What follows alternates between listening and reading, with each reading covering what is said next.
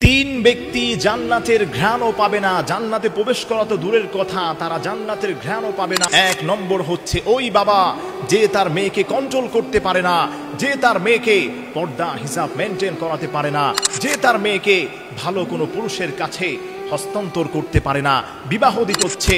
ওই স্বামী যে তার স্ত্রীকে কন্ট্রোল করতে পারে না, পর্দায় রাখতে পারে না, হিসাব মেনটেন করে চালাতে পারে না, ওই স্বামীটাও আল্লাহর জাহান্নামে চলে যাবে।